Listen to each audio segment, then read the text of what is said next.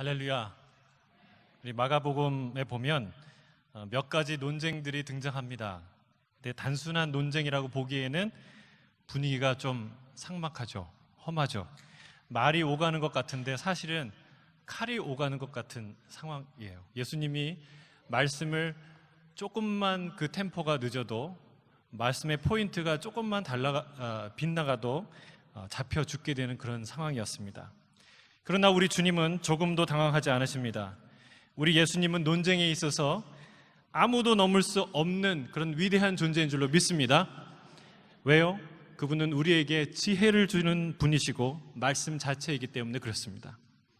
예수님은 이들과의 논쟁을 통해서 우리에게 두 가지 사실을 가르쳐 주시는데, 첫째는 부활이 있다라는 것과, 둘째는 그 부활을 기다리며 사는 성도들의 삶은 하나님 사랑하고 이웃을 사랑하는 삶이다 라고 가르치십니다. 이 귀한 예수님의 가르침을 가슴과 영혼에 새기는 귀한 시간이 되길 주의 이름으로 축복합니다. 바리새인들과 헤롯 당원들이 함정을 팠어요. 그런데 그 함정이 무의로 돌아가자 2번 타자가 나왔습니다. 그 2번 타자는 바로 사두개인들이에요. 그 사두개인들이 묻습니다. 당시에는 종교적인 종파, 큰 종파가 두 개 있었는데, 하나는 종교적 열성파인 바리새파, 그리고 다른 하나는 대제사장 가문을 중심으로 한 부와 권력을 쥐고 있던 현실주의자들이었던 이 사두개파, 이 두 파가 있었어요. 여러 가지 차이점들이 있었지만 신학적으로 큰 차이를 보이는 지점이 바로 부활이었어요. 사두개인들은 부활을 믿지 않았습니다. 바로 그 사두개인들이 예수님께 질문합니다. 이 땅에서 6명의 남편을 하늘로 보내고, 참 그 기구한 인생이죠. 그렇게 이런 인생이 있을 수도 없는데, 만약 가정한다면 유대 땅에는요, 형이 죽으면 그 형수를 그 둘째 동생이, 남동생이 부양을 해야 되는, 그래서 결혼을 해야 되는 그런 제도가 있었어요. 근데 7형제가 있는데 6형제가 다 죽었다는 게 말이 됩니까? 아무튼 말이 된다고 치고, 마지막 7째 남편과 사는 여인이 죽고 다시 부활한다면 도대체 그녀는 누구의 아내가 될 것입니까? 무슨 말이에요? 그들은 부활이라는 것은 현실적으로 봤을 때 택도 없는 얘기다, 말도 안 되는 얘기다, 말장난에 불과하다고 생각했습니다. 유치하고 광신적인 믿음이 아니냐, 그렇게 비웃으며 질문하고 있는 것입니다. 그러나 예수님은 단도직입적으로 말씀하세요. 뭐라고 얘기합니까? 그것은 성경과 하나님에 대해서 너희가 무지하기 때문에 가진 오해다. 여러분, 성경과 하나님에 대해서 무지하지 않기를, 유식하기를 주의 이름으로 축복합니다.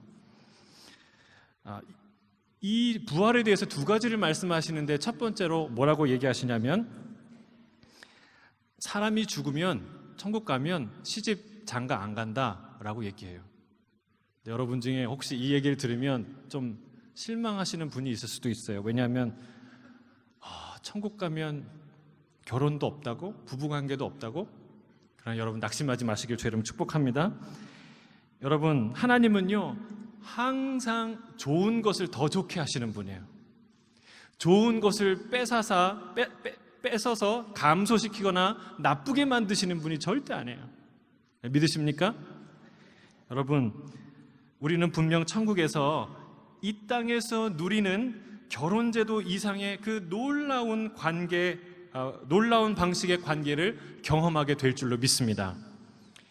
예수님은 여기서 천국 얘기를 하려는 건 아니에요. 여기서 예수님이 말씀하고자 하는 것은 사두개인들이 말씀에 갖고 있는 태도에 대해서 지적하는 거예요. 잘못되었다. 뭐가 잘못되었습니까? 그들은 하나님의 말씀을 어떻게 해석했냐면, 현실을 기준으로 자기가 경험한 대로, 이 땅의 모습대로 상상하고 해석했다는 것입니다. 이것은 성경과 하나님에 대해 접근하는 대단히 어리석고 교만한 태도입니다. 사두개인들은요, 그 바리새인들은 여러 가지 구전과 가르침을, 여러 가지를 이제 배우고 중요하게 생각했는데, 그 구전과 유전들을 다 무시했어요. 그게 중요하지 않다. 모세오경, 하나님의 말씀, 성문화된 이 말씀이 너무너무 중요하다 가르치는 학파가 사두개 학파예요. 그러니까 모세오경을 얼마나 팍했어요. 얼마나 자신 있죠. 모세오경 하면. 그런 모세오경을 누구보다 잘 안다고 하던 사두개인들이 오히려 살아있고 영광스러운 위대한 하나님의 말씀을 기대와 믿음 없이 그저 하나의 율법 조문으로 해석한다는 것이 비극이었습니다. 분명히 우리 하나님과 하나님 나라는 우리가 상상하는 것 이상 선하고 아름답고 놀라운 방식으로 존재할 줄로 믿습니다. 천국은 절대로 따분한 곳이 아니에요. 여러분 아멘? 믿음을 가지세요. 왜냐하면 하나님이 절대로 따분한 분이 아니기 때문에 그렇습니다. 하나님의 열정은 태양과 같이 뜨겁고 그분의 지혜는 바다같이 넓고 그분의 창의성은 저 우주와 같이 광대하기 때문에 그분의 나라는 결코 따분하지 않아요. 여러분 이 믿음의 눈을 가지고 성경을 봐야 비로소 성경에 살아있는 하나님을 보게 되는 거예요. 그래야 부활이 보이게 되는 것이죠. 현실주의자들이었던 사두개인들은 믿음의 눈으로 말씀을 본 게 아니라 자신이 경험한 현실의 안경을 쓰고 성경을 바라보았던 것이죠. 여러분, 성경은 절대 나의 경험의 잣대로 측량될 수 있는 것이 아닙니다. 오직 성령께서 믿음의 눈을 열어주셔야만 볼 수 있어요. 이 믿음은 겸손의 무릎을 주 앞에 꿇어야만 얻을 수가 있습니다. 하나님과 하나님의 말씀 앞에서 겸손히 무릎 꿇는 저와 여러분이 되길 주의 이름으로 축복합니다. 믿음의 눈을 열어서 위대한 하나님의 나라를 볼 수 있게 되길 주의 이름으로 축복합니다. 그게 첫 번째. 두 번째는요, 모세오경을 가지고 논증하세요. 첫 번째는 천국을 모르니까 천국에 대해서 가르쳐 주시는데 모세오경에도 이렇게 기록되어 있지 않느냐라고 얘기하면서 가르칩니다. 성경 본문을 보시면 이렇게 얘기합니다. 모세의 책 중 가시나무 떨기에 관한 글에 하나님께서 모세에게 이르시되 나는 아브라함의 하나님이요 이삭의 하나님이요 야곱의 하나님이로라 하신 말씀을 읽어보지 못하였느냐? 하나님은 죽은 자의 하나님이 아니요 산 자의 하나님이시라 너희가 크게 오해하였도다. 여러분, 하나님이 자신을 뭐라고 소개했다고요? 나는 아브라함의 하나님이었고 이삭의 하나님이었고 야곱의 하나님이었다 라고 말하지 않았다는 거예요. 하나님이 과거형을 쓰지 않았다는 거예요. 하나님이 현재형을 쓰고 계세요. 왜요? 그들이 여전히 살아있기 때문에. 그들이 여전히 어디 앞에요? 하나님 앞에. 여러분, 우리도 자신을 소개할 때 돌아가신 분을 빗대어서 그분의 누굽니다라고 소개하지 않아요. 그렇죠? 나를 소개할 때 그분이 알고 있는 현존하는 누군가와 어떤 관계인지에 대해서 말해요. 여러분, 그런데 하물며 전능하고 위대하신 하나님께서 자신을 소개할 때 죽은 자의 하나님으로 소개한다고 생각하는 것 자체가 지극히 빈약한 믿음을 갖고 있는 것이고 하나님에 대한 말할 수 없는 무지를 드러내는 것이라고 예수님이 지적하고 있는 거예요. 예수님께서는 우리 하나님이 죽은 자의 하나님이 아니요 산 자, 곧 살아있는 자의 하나님이라고 선언하십니다. 사두개인들이 말문이 막혔어요. 그런 식으로 한 번도 생각해 본 적이 없거든요. 여러분, 솔직히 기가 막힌 일이 아닙니까? 종교의 지도자들, 성경을 잘한다고 하는 사람들이, 그들은 대부분 대제사장의 혈통이고 모세오경을 누구보다 더 깊이 연구하고 가르쳤던 사람들이 어떻게 부활과 영생이 없다고 믿었을까요? 이것이 당시 종교의 타락상을 보여주는 현실입니다. 그들은 믿음을 따라 현실을 산 게 아니라 현실을 따라 믿음을 가지며 살았던 거예요. 네, 주님은 분명하게 선포해요. 주님은 분명하게 선포합니다. 우리 하나님은 죽은 자의 하나님이 아니라 산 자의 하나님이다. 할렐루야, 할렐루야. 성경과 하나님에 대한 이 믿음을 가지시길 주의 이름으로 축복합니다. 인생을 해석할 때도 이 믿음이 있어야 돼요. 하나님은 살아계세요. 그분은 산 자의 하나님이에요. 당신의 자녀를 결코 죽어버리게 내버려 두지 않으세요. 끝까지 살리실 줄로 믿습니다. 이게 부활의 신앙입니다. 이 부활의 신앙을 가진 사람은 절대 흔들림이 없어요. 세상에 감당치 못하는 성도가 되는 것이죠. 저는 이 위대한 믿음을 가진 성도가 되길 주의 이름으로 축복합니다. 여러분, 이 부활신앙, 이 위대한 믿음을 가진 성도는 어떻게 살아가야 될까요? 주님은 한 서기관의 질문에 답하면서 거기에 대해서 말씀하십니다. 그의 질문은 이것입니다. 마가복음 12장 본문 28절 하반절이에요. 뭐라고 묻습니까? 같이 읽어볼까요? 시작. 모든 계명 중에 첫째가 무엇이니까? 무슨 말입니까? 첫 번째 나오는 계명이 무엇입니까? 라는 것이 아니라 제일 중요한 계명이 무엇입니까? 모든 계명들 중에 뭐가 가장 중요하다고 생각하십니까? 라고 묻는 거예요. 여기서도 주님은 장황하지 않은 정확하고 분명한 핵심을 짚어주는 가르침을 우리에게 주십니다. 뭐라고 얘기합니까? 29절에서 31절 같이 읽겠습니다. 시작. 첫째는 이것이니 이스라엘아 들으라. 주 곧 우리 하나님은 유일한 주시라. 내 마음을 다하고 목숨을 다하고 뜻을 다하고 힘을 다하여 주 너의 하나님을 사랑하라 하신 것이요. 둘째는 이것이니 내 이웃을 내 자신과 같이 사랑하라 하신 것이라. 이보다 더 큰 계명이 없네. 하나님 사랑, 이웃 사랑. 따라하겠습니다. 하나님 사랑, 이웃 사랑. 자, 옆에 있는 사람 보고도 한번 얘기해 주세요. 하나님 사랑, 이웃 사랑. 여러분, 우리 하나님이 참 감사하게 생각해야 돼요. 마음이 꼬여 있는 분이 아니에요. 성경에서 가장 중요한 게 뭔지 한번 찾아봐라 이렇게 숨겨놓지 않으셨어요.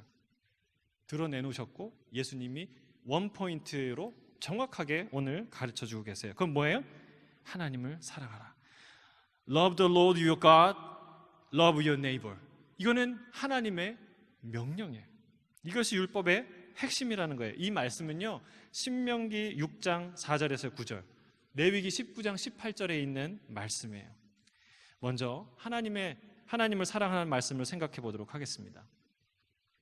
주님은 마음과 목숨과 뜻과 힘을 다해 하나님을 사랑하라고 명령하세요. 여러분, 이 표현이 좀 그냥 들어도 심상치 않은 표현인 것 같은 느낌이 들지 않습니까? 안 그러세요? 심지어 예수님은요 이렇게 명령하세요. 마태복음 10장 37절 함께 읽겠습니다. 시작.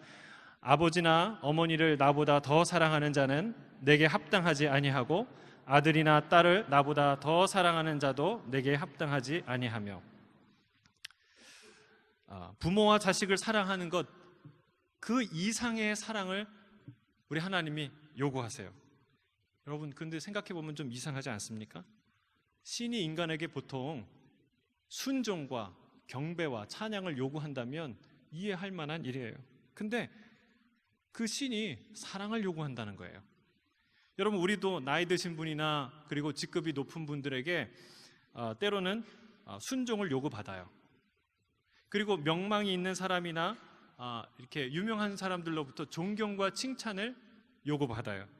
그런데 우리 중에 어떤 누구도 서로에게 이런 배타적인, 유일한, 진실한, 아주 뜨거운, 순수하고 진실한 이런 사랑을 요구하지 않아요. 친구 관계끼리, 이웃 관계끼리 그런 사랑을 요구했다가는 굉장히 관계가 어색해지는 것이죠. 그런데 우리 인생에, 제 인생에 이런 관계를 요구한 단 한 사람이 있어요. 저희 아내예요. 그 여인은 그런 사랑을 받을 만한 존재예요. 왜? 그렇게 사랑하니까. 나도 그렇게 사랑합니다.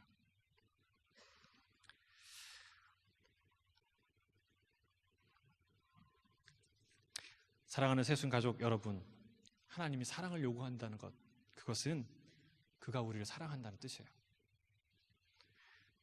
그가 마음과 목숨과 뜻과 힘을 다해서 사랑하라고 요구하시는 것은 그분이 먼저 우리를 그렇게, 어떻게 해요? 마음을 다해서, 뜻을 다해서, 힘을 다해서, 목숨을 다해서 우리를 사랑한다는 말이에요. 여러분, 그 징표가 무엇입니까? 십자가예요. 십자가. 예수님께서 많은 사람들이 표적을 요구하실 때 이런 말씀을 하십니다. 마태복음 12장 39절 40절 함께 읽겠습니다. 시작.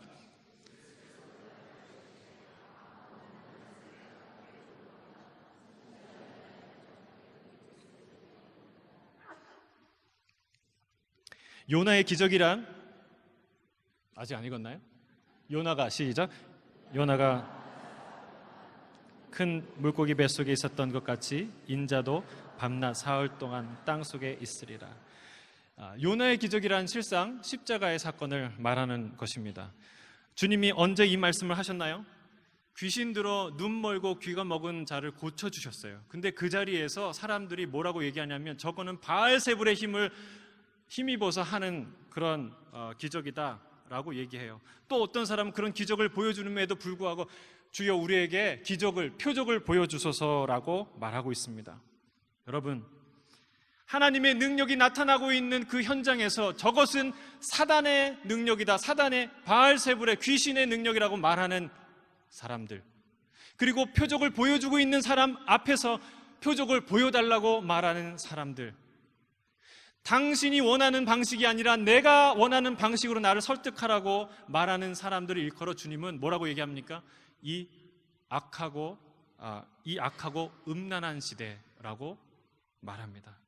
그리고 이 시대를 위해서 주실 단 하나의 표적이 있는데 그것이 바로 요나의 표적, 곧 십자가의 표적이라고 말씀해요. 무슨 말입니까?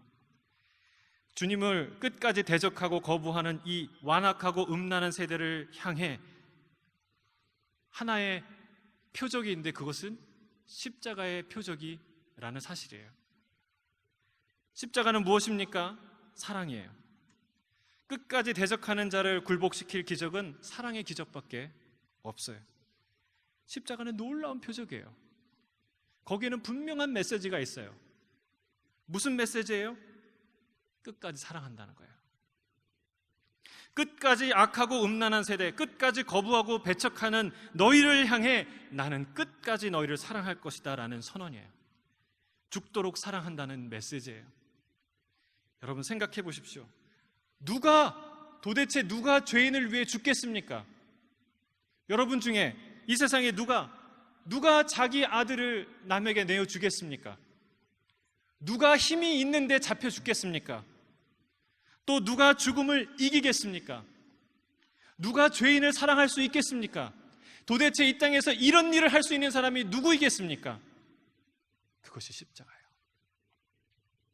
십자가를 기억하시길 주의 이름 축복합니다. 그것을 붙드시길 바랍니다. 십자가는 여전히 악하고 음란한 이 시대를 향한 위대한 사랑의 표적이에요. 하나님께서 우리에게 사랑을 요구하신다는 것은 그분이 우리를 그렇게 어떻게? 죽기까지 마음을 다해, 목숨을 다해, 뜻을 다해, 힘을 다해 하나님이 먼저 우리를 그렇게 사랑한다는 뜻입니다. 이것을 깨달을 때 우리는 그 다음 단계로 나갈 수 있어요. 하나님의 사랑을 깨달을 때 비로소 우리는 하나님을 사랑하게 됩니다. 여러분 하나님을 사랑하시길 주의 이름으로 축복합니다. 어떻게 사랑하라고요? 예? 마음을 다해, 목숨을 다해, 크게 시작. 마음을 다해, 목숨을 다해, 뜻을 다해, 힘을 다해. 여러분 근데 이게 도대체 무슨 말이에요? 전 인격적으로 사랑하라는 거예요. 지적으로, 정서적으로, 의지적으로 사랑하는 말이에요. 이건 좀 분석적이고 좀 그런데 아주 알아듣기 쉽게 하면 진짜 사랑하라는 거예요. 진짜. 따라하겠습니다. 진짜 사랑. 여러분 사랑에는요 진짜가 있고 가짜가 있어요. 제가 여기 하나 준비한 게 있는데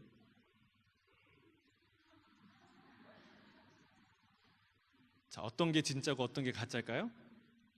하나는 진짜 같은 가짜고 하나는 가짜 같은 진짜예요. 여러분 이 가짜와 진짜가 있어요. 가짜는 아무리 맛있게 보이고 탐스럽게 보여도 가짜일 뿐이에요. 그런데 먹을 수가 없어요. 이게 가짜라고 얘기합니다. 반대로 했어야 되는데. 그러나 다른 하나는 좀 빛깔과 크기나 모양은 부족해도 먹을 수가 있어요. 보이지 않는 맛과 영양소가 담겨 있어요. 여러분 신앙에도 두 종류가 있다는 거예요. 두 종류가. 바리새인은 진짜 같은 가짜라는 거예요. 11조도 하고 금식도 하고 정기적으로 기도도 하고 구제도 하고 성경을 줄줄 읽고 암송도 하고 열심히 성경을 연구하고 가르쳤어요. 그런데 주님은 그들을 독사의 자식이라고 말하고 있어요. 여러분 그러나 반대로 예수님은 가슴을 치며 눈물로 진실한 고백을 하는 죄인 세리의 기도를 들으신다고 말씀하고 있어요. 진짜와 가짜가 있다는 사실이에요. 바리새인들은 말씀을 사랑하고 하나님을 섬긴다고 했지만 정작 하나님의 아들이 나타나자 시기하고 분노하기 시작했어요. 그가 하는 말마다 옳고 그가 가는 곳마다 하나님의 영광이 드러나고 행하는 것마다 선하고 가는 곳마다 표적이 드러났음에도 불구하고 그를 받아들이지 않았습니다. 스스로 눈을 가리고 귀를 막았어요. 그들은 하나님을 빙자해서 종교라는 권력 시스템 위에 앉아 있었던 거예요. 선한 종교라는 마스크, 그 얼굴 뒤에 숨은 교만과 거짓이 드러나는 거예요. 예수님을 통해, 참빛을 통해. 여러분, 교회는 권력 시스템이 아닌 줄로 믿습니다. 누가 누구를 지배하고 다스리는 시스템이 아니에요. 교회에서 헤게모니 싸움을 하는 것은 참으로 우습고 하나님의 영광을 가리는 일입니다. 교회가 싸우는 것은 교회가 제도가 되고 시스템이 되었다는 뜻이에요. 사람에게서 영혼이 떠나가면 동물이 되는 것처럼 교회에서 사랑이 빠져나가면 교회는 하나의 조직이 되고 마는 것입니다. 하나님을 전심으로 사랑하는 마음이 빠졌을 때 그렇게 되고 마는 거예요. 우리가 회복해야 할 것은 하나님을 진짜 사랑하는 거예요. 하나님을 향한 진짜 사랑. 더 많이 사역하고 더 많이 섬기고 더 많이 헌신하기 전에 우리에게 하나님을 향한 진짜 사랑이 있어야 합니다. 어떻게 더 많이 사역하고 더 많이 섬기고 더 많이 헌신하는데 하나님을 사랑하지 않을 수 있을까요? 성경은 그럴 수 있다고 말해요.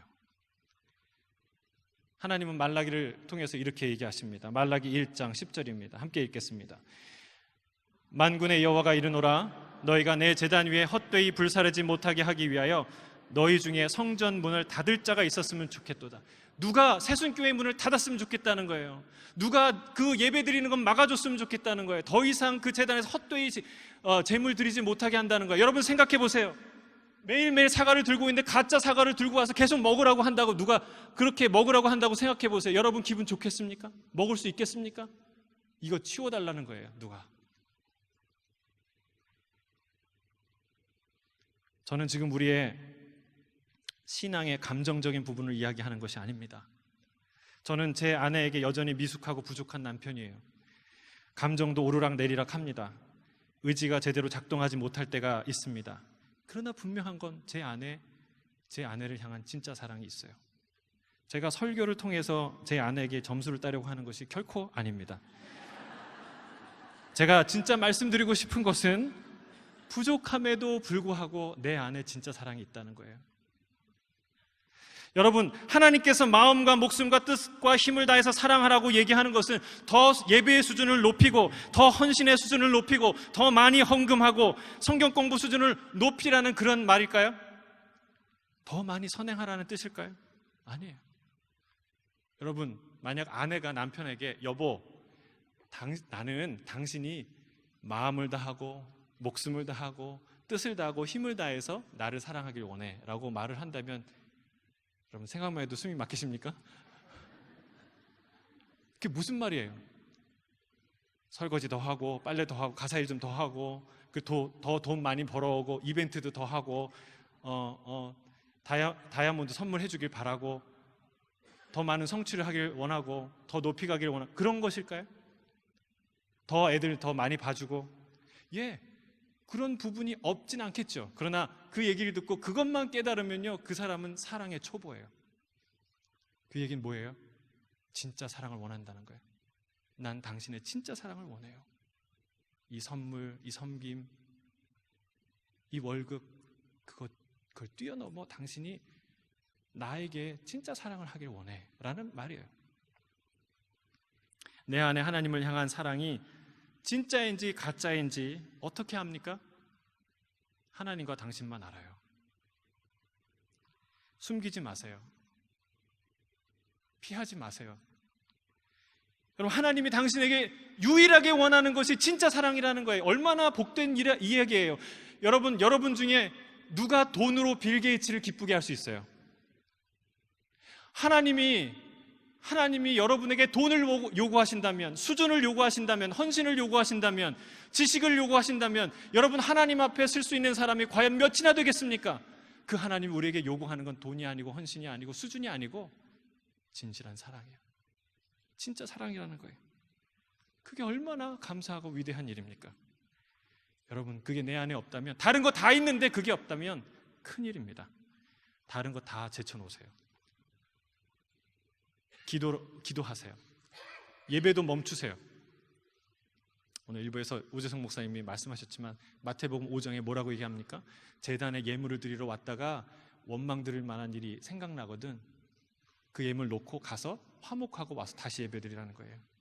여러분, 사람과의 관계도 그런데 하물며 이렇게 성대하게 많은 사람들이 모여있고 아름다운 찬양을 드리고 화려한 공간에서 예배를 드리는데 우리 안에 사랑이 없다면, 우리의 예배가 이런 가짜 사과와 같은 예배라면 그것만큼 하나님을 가슴 아프게 하는 것이 어디 있겠습니까?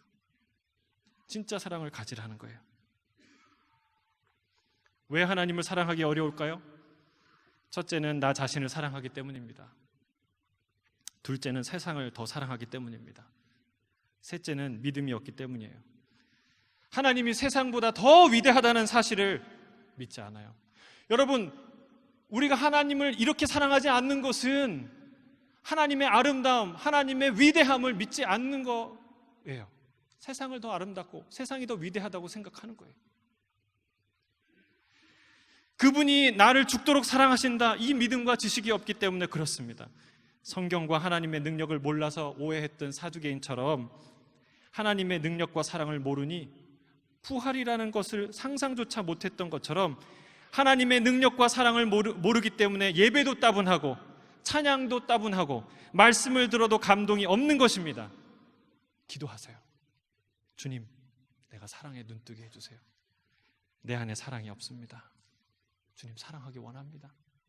더 많은 사랑을 부어주십시오. 기도해야 될 줄로 믿습니다. 두 번째, 주님은 이웃 사랑하라고 얘기해요. 내 이웃을 내 몸과 같이 사랑하라고 명령하십니다. 여러분, 하나님 사랑과 이웃 사랑은 하나예요. 연결돼 있어요. 그러나 순서는 있어요. 첫째와 둘째로 예수님이 구별해서 말씀하세요. 첫째에서 둘째로 가는 것이지 둘째에서 첫째로 가는 게 아니에요.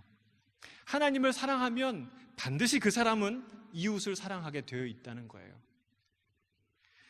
이것이 세상의 NGO가 하는 봉사와 섬김, 교회가 하는 봉사와 섬김이 다른 이유예요. 여러분, 우리가 이웃을 섬기는 것은 단순한 동정이 아닙니다. 하나님을 사랑하기 때문에 하나님, 그분 안에, 그 가슴 안에 그들을 향한 눈물이 있다는 것을 알게 되기 때문에 그들을 사랑하게 되는 거예요. 섬기는 거예요. 마치 요나와 같습니다. 요나는요, 니느웨를 사랑하지 않았어요. 오히려 미워하고 증오했습니다. 그런 요나를 하나님은 뽑으시고 불러서 등 떠밀어서 니느웨로 보냅니다. 결국은 복음을 전하게 하고 그 선포 때문에 니느웨가 회개하고 구원을 얻게 됩니다. 여러분, 니느웨를 향한 사랑이 누구에게 있었나요? 요나에게 있었나요? 아니에요. 여러분, 우리가 착각해요. 우리가 봉사하고 선을 행하고 사랑을 하면 그게 내 사랑인 거라고 착각해요. 여러분, 그건 성경이 말하는 진짜 사랑이 아니에요. 진짜 사랑은 하나님의 사랑으로부터 흘러나오는 거예요. 여러분, 요나가 아니라 니느웨를 향한 사랑은 하나님 가슴에 있었던 것처럼 주님이 이렇게 얘기를 해요. 요나 4장 10절 11절, 요나서 4장 10절 11절 함께 읽겠습니다. 시작. 아니하였고 제배도 아니하였고 하룻밤에 났다가 하룻밤에 말라버린 이 박넝쿨을 아꼈거든. 하물며 이 큰 성읍 니느웨에 좌우를 분별하지 못하는 자가 12만여 명이요 가죽도 내가 어찌 아끼지 아니하겠느냐. 주님이 말씀하시는 이 이웃은 우리 가족이나 옆집에 사는 사람, 순식구 정도를 의미하는 게 아니에요. 주님은 온 유대와 사마리아와 땅끝까지 이르라고 말씀하고 있어요. 원수를 사랑하라고 말하고 있어요. 이 니느웨, 이 원수까지 포함하는 것이 이웃이에요. 여러분, 근데 우리가 어떻게 원수를 사랑할 수 있습니까? 요나같이 사랑이 없고 사랑의 능력이 없는 우리가 어떻게 이웃을 사랑할 수 있습니까? 여러분, 우리가 주님의 가슴과 연결되지 않는다면, 주님이 끊임없이 우리를 설득하고 등 떠밀지 않는다면 어떻게 우리의 힘으로 원수를 사랑할 수가 있습니까? 가족도 그렇게 사랑하기 힘든데 어떻게 나에게 그렇게 못된 짓을 한 사람을 용서하고 사랑할 수 있습니까? 사랑이 식었는데, 사랑이 느껴지지 않는데 그 사람을 어떻게 사랑할 수가 있습니까? 어떻게 내 몸처럼 사랑할 수 있습니까? 여러분, 하나님을 사랑할 때, 하나님을 진정으로 사랑할 때, 그분의 가슴과 연결될 때, 그분이 우리의 등을 떠밀 때, 하나님의 사랑으로 우리를 감쌀 때 비로소 원수를 불쌍히 여기는 마음이 흘러 들어오게 될 줄로 믿습니다. 이것이 성경이 말하는 진정한 이웃 사랑입니다. 말씀을 정리하도록 하겠습니다. 가장 중요한 계명은 무엇입니까? 하나님을 사랑하는 거예요. 그리고 그 사랑으로 이웃을 사랑하는 거예요. 여러분 안에 있는 하나님의 사랑이 진짜 사랑이 되길 주의 이름으로 축복합니다. 크고 화려하다고 진짜가 아니고, 작고 미약하다고 가짜가 아니에요. 진짜는 진짜고 가짜는 가짜예요. 기도하겠습니다.